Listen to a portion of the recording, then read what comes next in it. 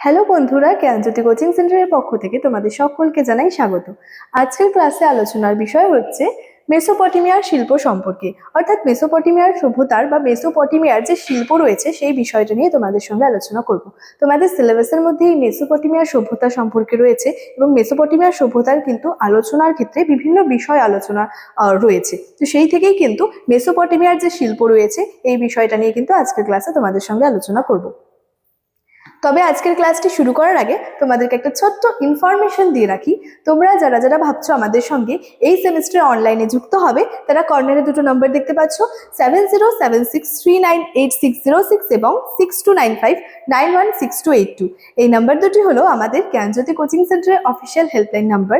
তোমরা যারা যারা ভাবছো আমাদের সঙ্গে অনলাইনে যুক্ত হবে, নাম্বার দুটির মধ্যে কিন্তু যে কোনো একটি নাম্বারে যোগাযোগ করে আমাদের সঙ্গে যুক্ত হয়ে যেতে পারো।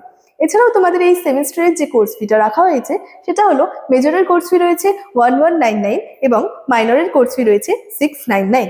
এই ছিল ইনফরমেশনের বিষয়। এবার সরাসরি আলোচনার বিষয় কিন্তু শুরু করছি।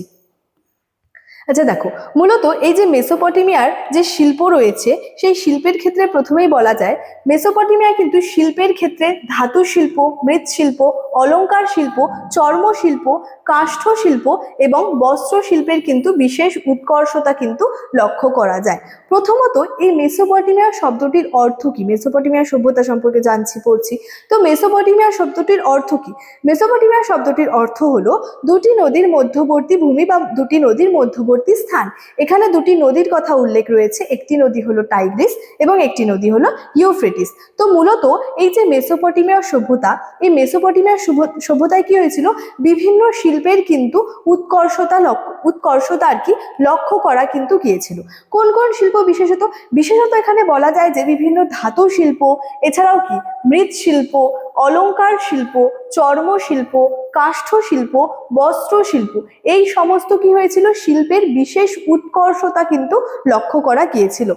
এছাড়াও উর নামক একটা প্রত্নক্ষেত্র ছিল, সেখানে কি হয়েছিল 16টি বিশেষ সমাধি ক্ষেত্র কিন্তু আবিষ্কৃত হয়েছিল। তো মূলত এই সমাধি ক্ষেত্রগুলি কাদের ছিল?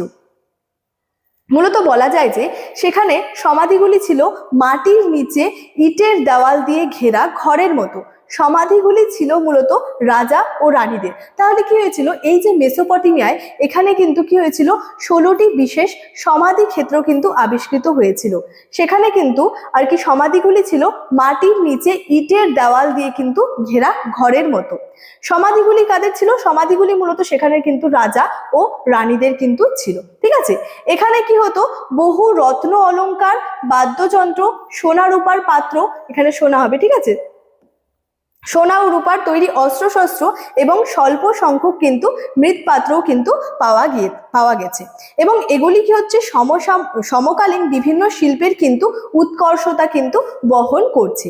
তাহলে কি হচ্ছে, এই উর নামক প্রত্নক্ষেত্রে কি হচ্ছে বিশেষ করে 16টি আর কি সমাধি ক্ষেত্র আবিষ্কৃত হয়েছিল। এবং সেই সমাধিগুলি কাদের ছিল? সমাধিগুলি ছিল রাজা ও রানীদের। এখানে কিন্তু বিভিন্ন রত্ন অলংকার, বাদ্যযন্ত্র, সোনা রূপার বিভিন্ন পাত্র, সোনা রূপার তৈরি আর কি যে অস্ত্রশস্ত্র রয়েছে সেগুলি কিন্তু স্বল্প সংখ্যক আবার মৃৎপাত্রও কিন্তু পাওয়া গেছে সেই সমাধি ক্ষেত্রগুলি থেকে বা সমাধিগুলি থেকে। এবং এগুলি কিন্তু সমকালীন যে বিভিন্ন শিল্পের যে উৎকর্ষতা ছিল সেটার কিন্তু প্রমাণ দিয়ে থাকে।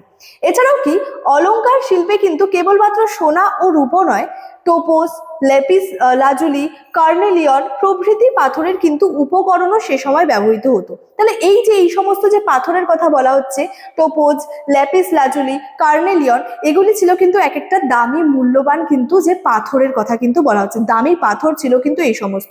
তাহলে এগুলি কি হচ্ছে প্রভৃতি পাথরের কিন্তু উপকরণগুলিও কিন্তু কি হতো সেই সময়টাতে কিন্তু ব্যবহার করা হতো। ঠিক আছে, তাহলে মেসোপটেমিয়ায় কোন কোন শিল্পের উৎকর্ষতা বিশেষত লক্ষ্য করা গিয়েছিল, সেখানের যে সমাধি ক্ষেত্র ছিল সেই সমাধি ক্ষেত্রগুলি কাদের ছিল, সমাধি ক্ষেত্রের মধ্যে থেকে কোন কোন জিনিসগুলি পাওয়া গেছে, সেগুলি থেকে আমরা কোন কোন বিষয় সম্পর্কে জানতে পারছি, এই সমস্ত বিষয়গুলি নিয়ে কিন্তু আজকের ক্লাসে তোমাদের সঙ্গে আলোচনা করলাম।